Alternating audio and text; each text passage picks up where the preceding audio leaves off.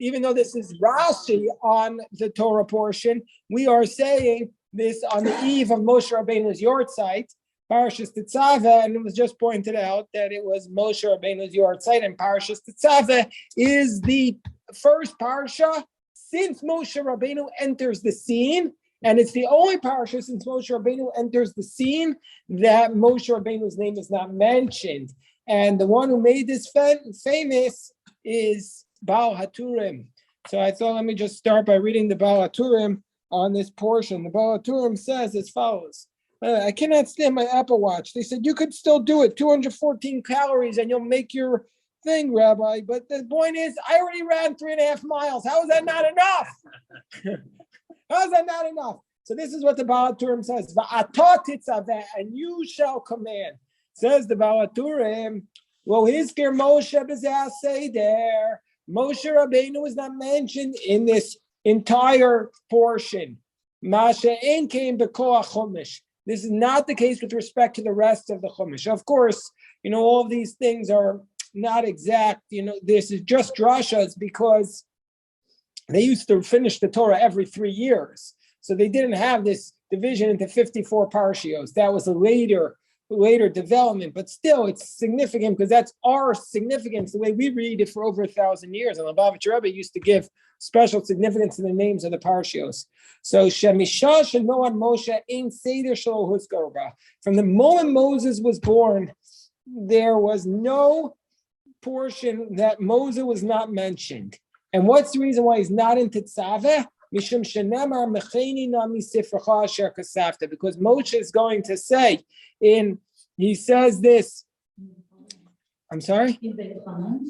He says this in Kiseitze, where he says, Mecheni na misifracha asher kasafta. He says, if you will not forgive them, then you have to erase me from the book that you wrote. And so that's what he says in next week's portion. Vikilas chacham, and we know that a curse of a chacham, even though he wants to change it, vikilas chacham, afilu tanai ba'a, even if he makes it conditional, comes v'niskayim bazeh. And so therefore, this curse was fulfilled by Moshe Rabbeinu being erased from this sedra. Va'od the Zohar parasha medaberes betachsise kuhuna. And additionally, now this paragraph is not found in some editions, so it's in brackets. But additional explanation is, why is Moshe Rabbeinu's name not mentioned here? I'm curious, by the way, if Rabbi Steinsaltz mentions his name is not mentioned here. Yeah, it wouldn't be the type of thing he would comment because it's like beyond the text.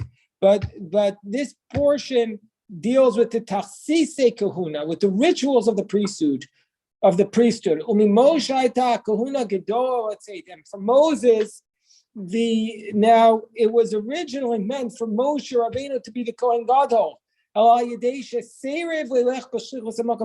Rabbeinu refused when God wanted to make him the shliach, the messenger of God. He refused it, so it was taken from him.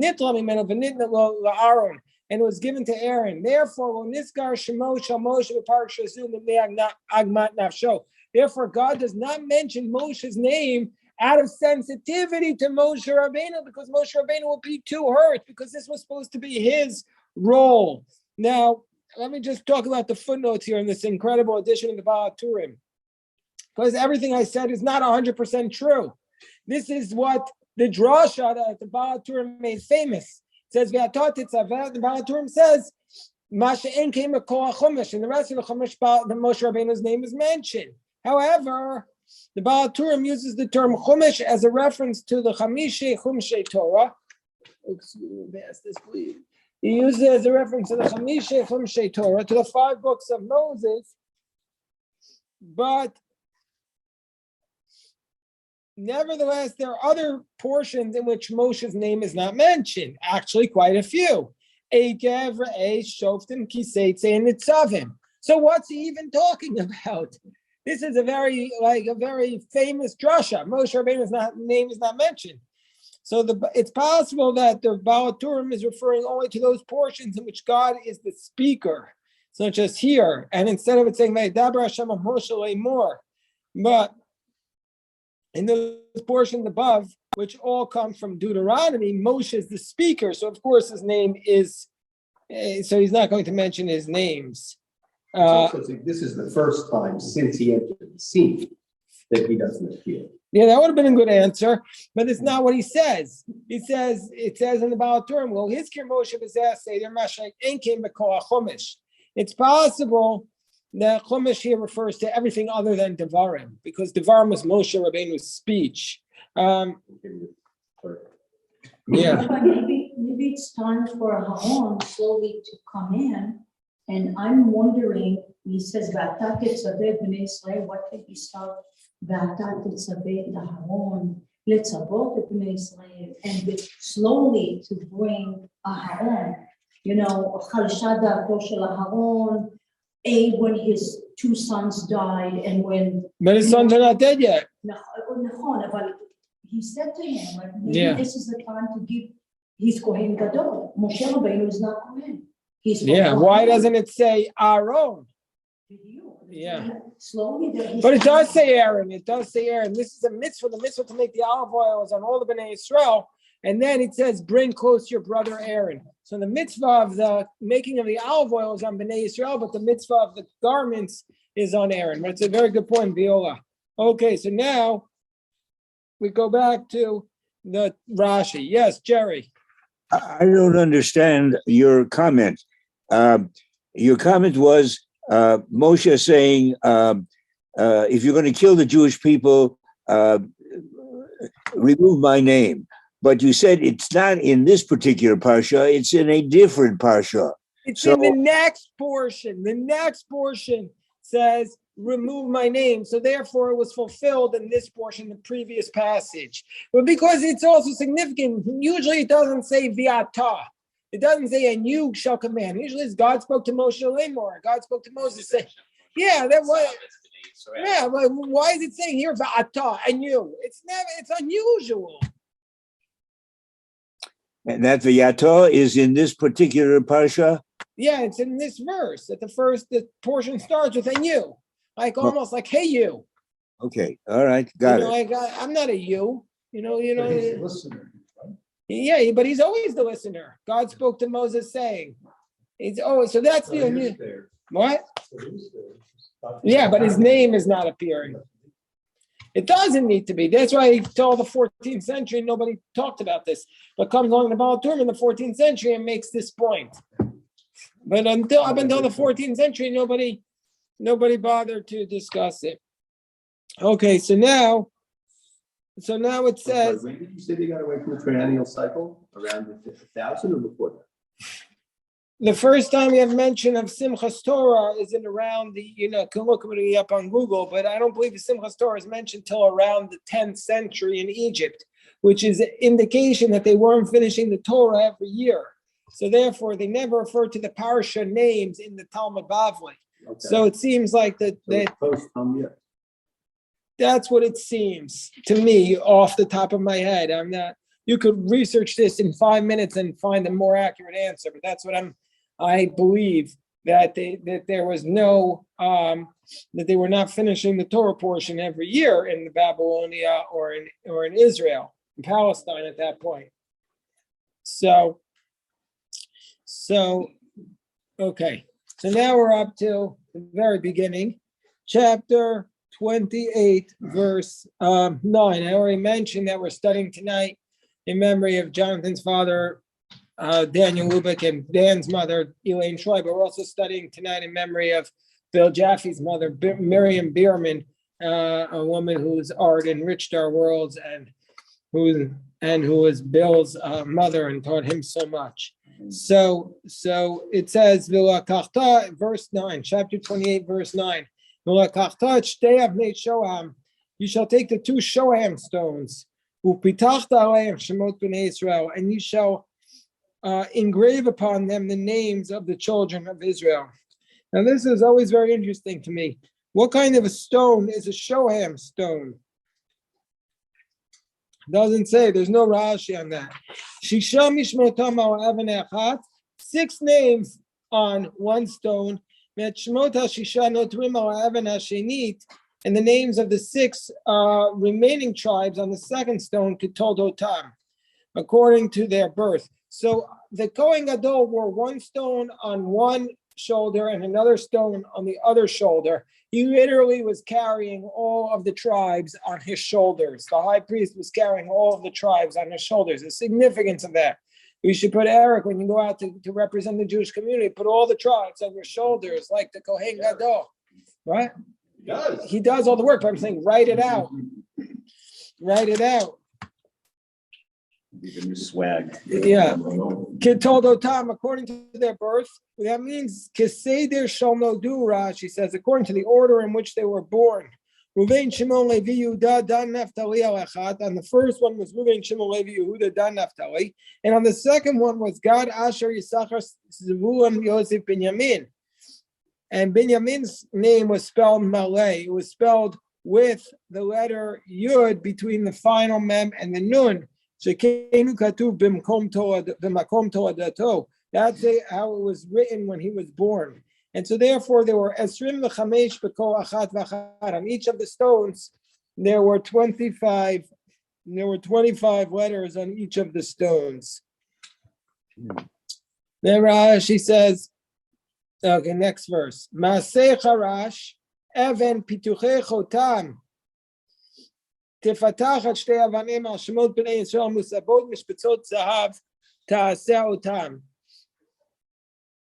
So it says, Maaseh Charash, the work of a lapidary.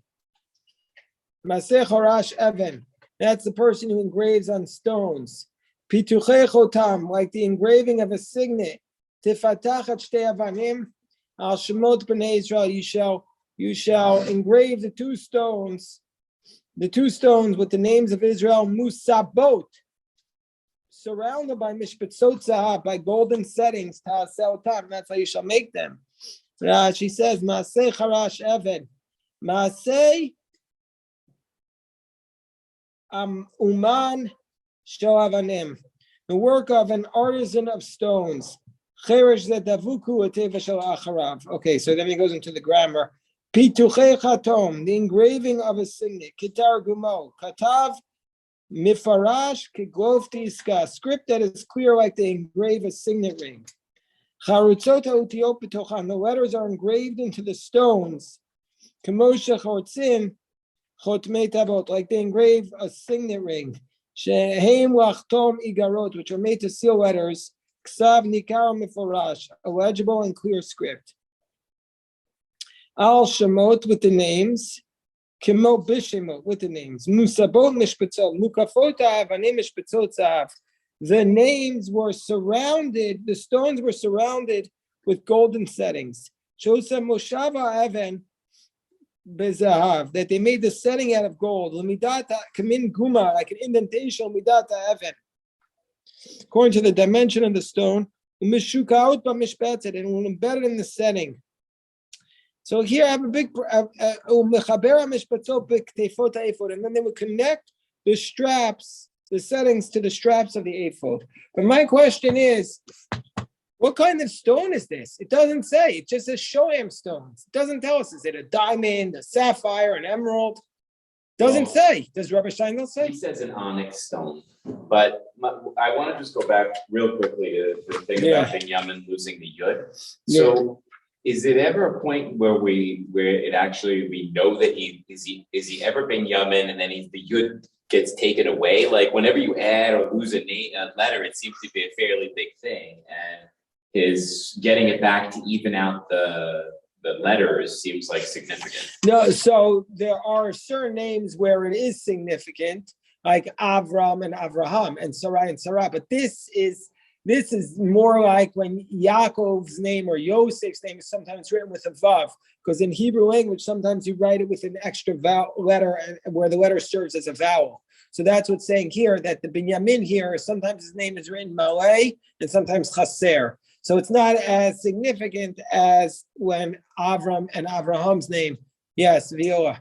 So also Shemot, the Israel, the Shemot, the last one without a vav. That is here or no? Right. No, it's a common thing. But here it's in the stones, it has to be equal, 25 names on each one.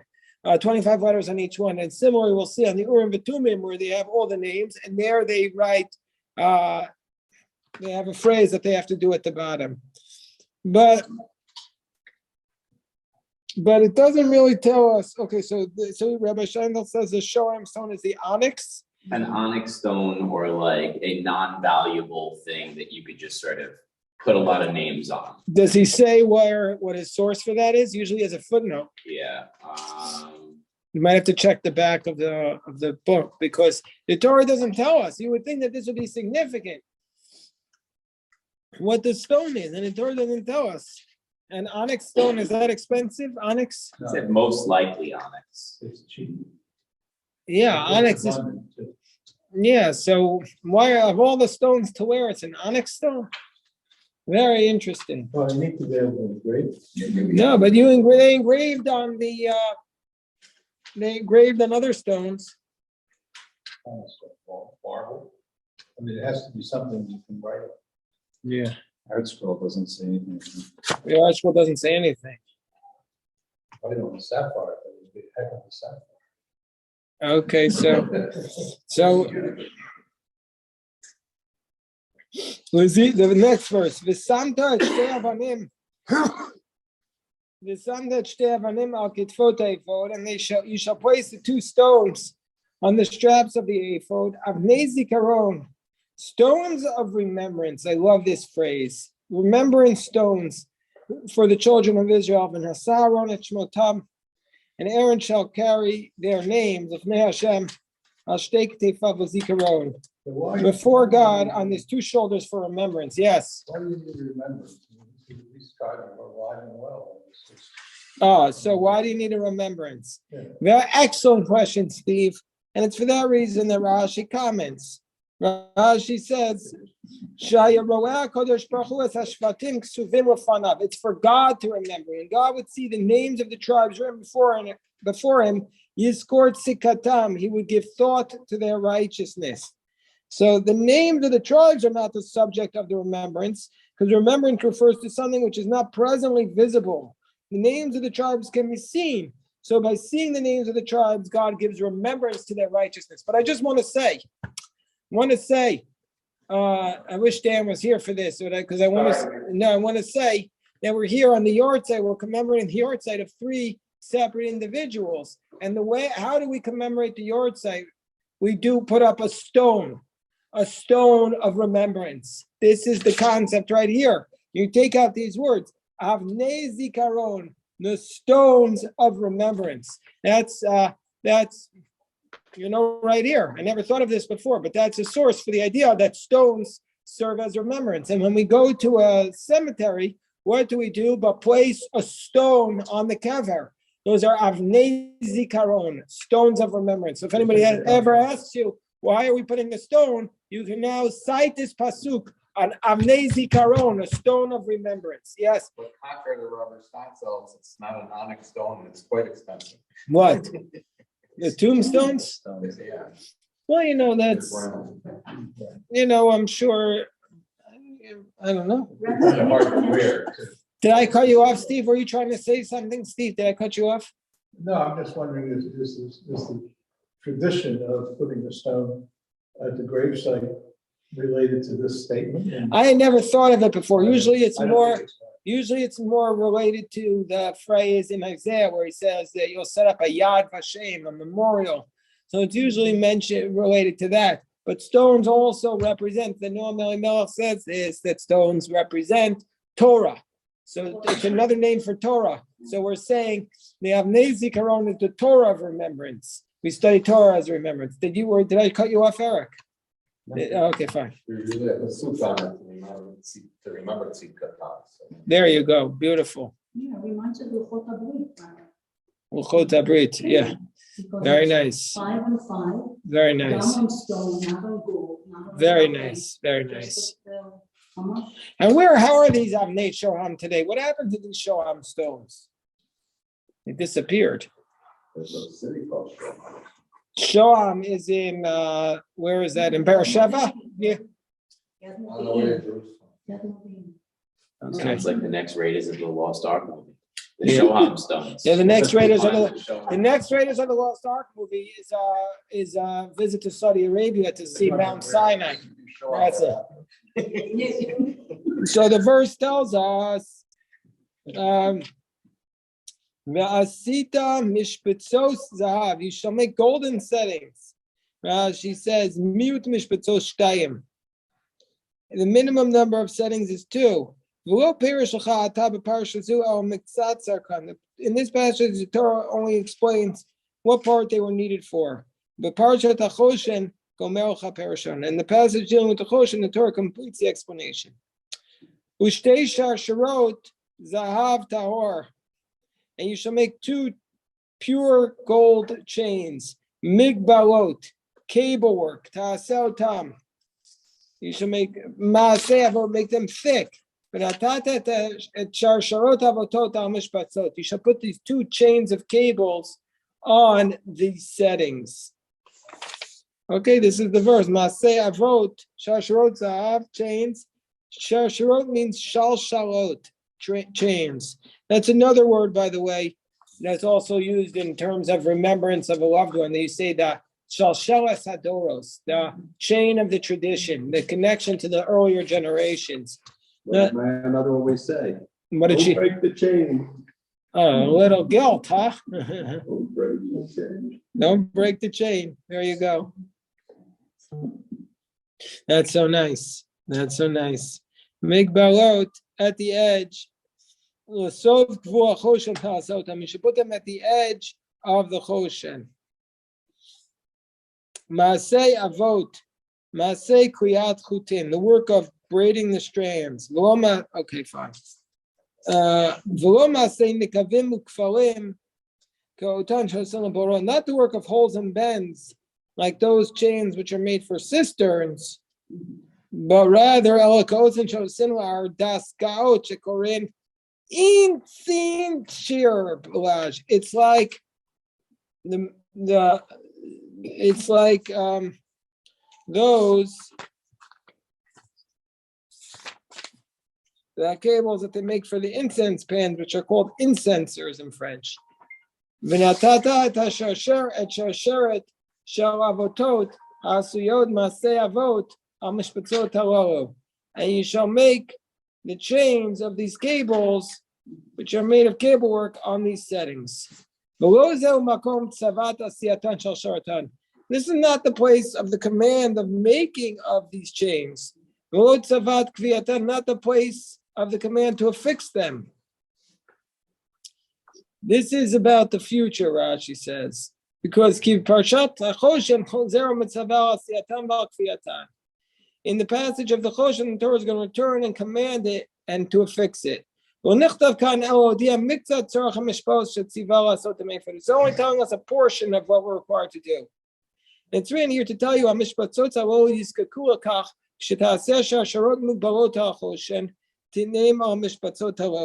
that it's telling us when you make these chains at the edge of the Choshen, you put them upon these settings.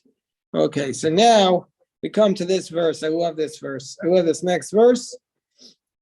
I love all these psukim, but this is a beautiful pasuk. They're all beautiful. I keep getting me in trouble. Vasita choshen mishpat. Choshen mishpat. You should make a breastplate of judgment. Maaseh choshev, the work of an artist. K'maaseh afod ta'asenu, like the work of the apron. You shall make it. Zahav techelet argamam galat shani v'sheish masar ta'aseh oto. The choshen of judgment. What is the choshen of judgment about? Shemechaper al kilkulo adin. It atones for the miscarriage of justice. So if the judge messed up, you have the choshen mishpat, which serves to atone. Davar achar mishpat shemevarer devaro. It substantiates its statement. V'aftachto emes. When it makes a promise, it's true through the Urim v'Tumim. In French, dirazmo. Did I get that right? Who speaks French here? Viola, you speak some French? Don't they speak French in Morocco? Yeah. Jonathan, that was my French. Perfect. שהמשפט משמש שלוש לשונות. משפט has three meanings. דברי טענות בעלי הדין, the words of the litigants, וגמר דין, the verdict, ועונש הדין, עם עונש מיתה, עם עונש מכות. So, okay, we're rushing through this. We'll stop here. God willing, pick this up tomorrow.